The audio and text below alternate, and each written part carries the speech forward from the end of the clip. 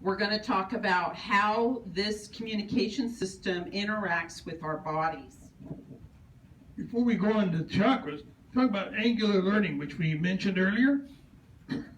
You're here in the center, and you begin your journey by doing something, such as we're going to take somebody, boyfriend, girlfriend, and the girl finds a guy, and it's okay, it starts out, and she begins her angular learning like this, and it gets down here, and this guy turns out to be an alcoholic.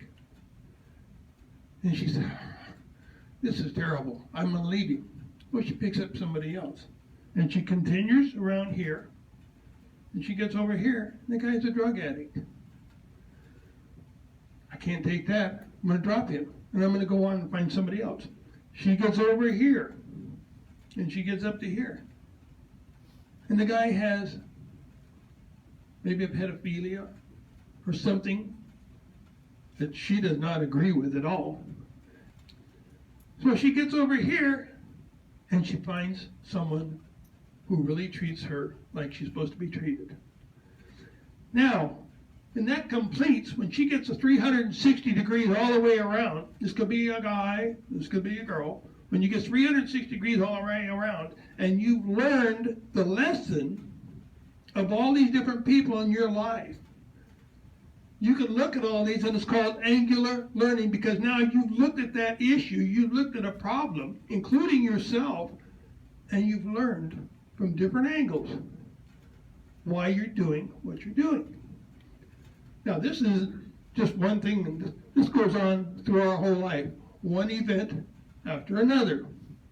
But every time we understand the angular learning, learning from different angles, that event, we go, oh, gosh, why did I do that? I'm not ready to do that anymore. I'm off to something else. You've learned. Okay, so as you progress, this would be your lesson here. This is the lesson, and as you progress around this lesson, and you stop at these various events in your life, say it's the gal that keeps being attracted to somebody who has addiction problems, they're looking at the lesson, which is in the center, they're looking at it from all these different angles around the sphere. And so that is the angular learning. It's not judgmental. It's just that that person is trying to see it from all the different aspects. When they have come to complete understanding, they have 360-degree understanding. They have their vibrational attunement. They have their aha moment. And guess what? Their behavior changes, and they start attracting different people and different events into their lives. So when we talk about the power of attraction, it's all about where you're at vibrationally. Okay, the Higgs taught us that, but it's more than that. It's what we're learning. And so as it's not about any judgment here, it's about allowing people to have all of their vibrational attunements. When we interrupt the lessons, we interrupt that process and we slow it down. They need to progress through it, and so that they can understand it from all 360-degree angles. When we rescue them from, see, they're right here at this event, and we rescue them from that event, and everything looks great, they'll get back on here because they have to finish this lesson. So the hardest thing for us to learn is what they call hard love. You tell them, I love you, you're my kid, or whatever. I will be with you no matter what. I will be next to you. You give them the love that they're looking for, but you don't bail them out with money and things like this, because they have to finish this lesson before they realize, now I know who I am. Now I know what I have to do. And it makes a better person. Okay. We're going to go into chakras now. And everyone has heard chakras. We've looked it up on the internet. Everything from 5 to 14 chakras, depending on what site you want to look at. Chakras. So we did some research, and this is what we found. Well, we didn't have any background in this. When we came onto the scene, We had never heard of chakras. We had never heard of a lot of these Eastern philosophy terms. So I got on the internet and I started researching it because we started hanging out with people who were talking about it, and I didn't know. And I got online and I went, oh my God, I don't understand this. It's so overwhelming. Chakras account for everything in the world. It's from colors and music and tones and energies, and if you get on the internet, it turns out to be very confusing for somebody who's very new to it. So the first thing I did was I went to our mentors, the ancients, when he was in meditation, and I asked, can you explain what chakras are? What they told us, and we've gotten a lot of flack over this, is that there are only 5 chakras. 5 original chakras that were given to the ancients, and it morphed over time. Because why? Survival instinct is very strong. It must be a chakra, it's so strong. No, it's not. It's a survival instinct. The sexual drive is very strong. It must be a chakra. No, it's not. The chakras are energy centers for communication with the Creator and with the ancients. They're communication centers. And we're going to explain why. Keep your mind open because it makes sense. The ancients believed in 5 chakras if you do some research. The first, or should I say, it starts with the 5th, comes in through the chi, through the collyrium flap, through the chi. First place it goes to is the heart, which gives a feeling of what you just received. Emotion. 3rd chakra, the throat, that gives it sound or language. I, this, I, that. You have emotion, now you have sound. The second one, the 3rd eye, which is here, that gives it vision. That's your vision. So now I understand it, I feel it, I can somewhat explain it in our language, and I can see it so I can explain it better. Then it goes back to the crown, which the brain puts it all together. The neural net of the brain puts it all together to make sense. Then it's a loop. It goes back to the Creator. So prayer. Prayer is a way of communication. And I tell people, that's great. You do prayer, you speak, you say what you want. How many have ever listened for the answer? And it may not come right away. It may come a long time down the road, but you'll get an answer. So the one thing that Ken accidentally left off was that the 5th chakra, the chi is the portal. It's not the life force energy. So that's another misnomer, is that it is a portal for the life force energy, but it's not the life force energy. What do you have right here? You have the solar plexus, which is this whole network of nerves right behind the stomach. It gives you the gut feeling. So, and not all the chakras are turned on at one time. Only the chakras that are necessary for the communication to take place. So if it is a more complicated communication, you may have all the chakras turned on at once, so that you have the gut feeling, you have the emotional heart feeling, you hear the words in your head, you see the vision in your head, and your brain goes, oh my God, I get it. That's what the chakras are for. And then you go, but wait a minute, I have another question. It just went out through the crown chakra. It forms a loop and it comes back, the answer comes back this way. Okay? So the 1st and the 5th chakras are the most important because they tie the loop. You have the energy coming in and you have the energy going out.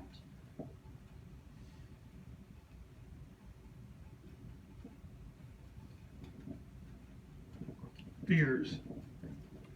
In order to do a clear meditation, you have to face your worst fears and deal with them.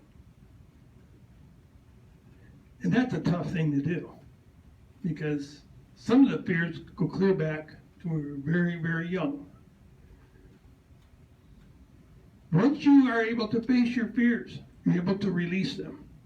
And once you release your fears, you can do open communication. So it takes time. It takes effort. You have to come to yourself and say, how important was that thing that happened to me when I was 9 years old? How important was that thing that happened to me when I was 15? How does it affect my life and the way I live today? Once you start analyzing your fears, you'll realize they're not as important as you think they are. Your computer keeps bringing it up. Oh, these are very important. These are very important. But they're not. So you've got to look at them and say, oh, that doesn't affect me anymore. I'm a grown-up. I can dump it in the recycle.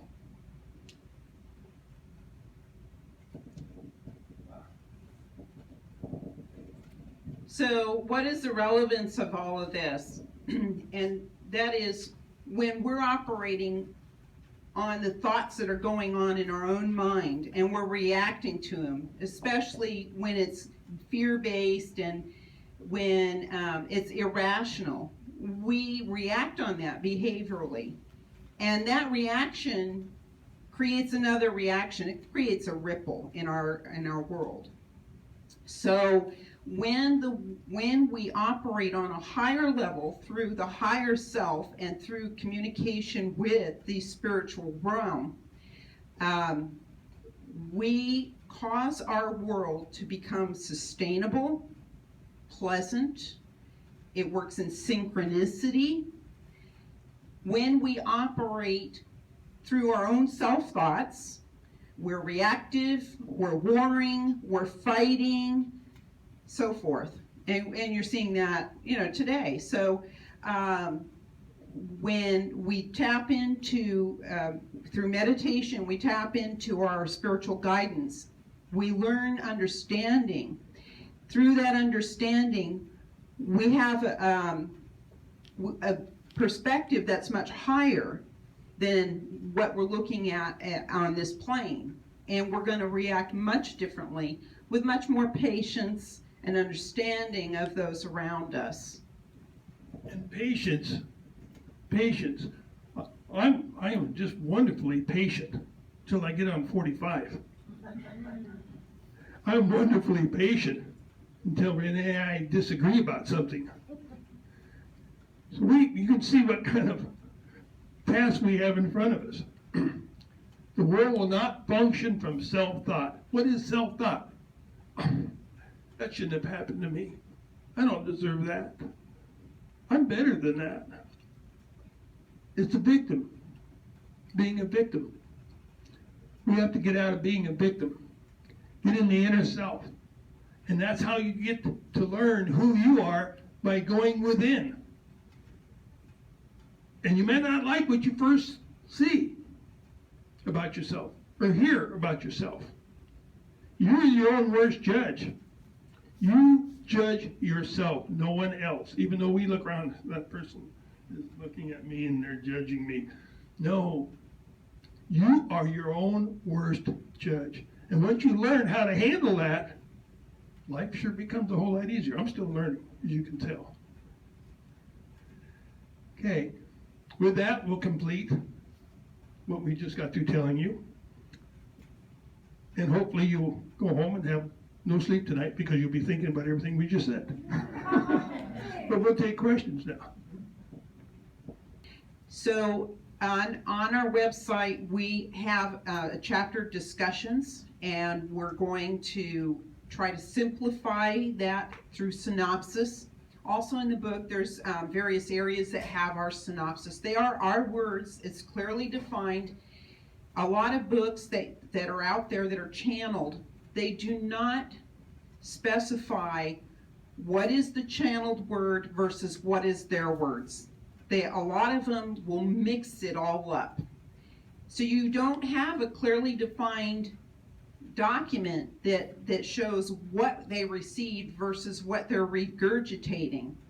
And it's all dependent on where our level of understanding is at the current moment and how we're filtering that information. So we're gonna give you our version, but it's clearly defined as what we understand today. A year from now, we're gonna understand it on a different level. So that's why when you go into the work yourself, then we're not hindering you from going further than what we understand at this moment in time.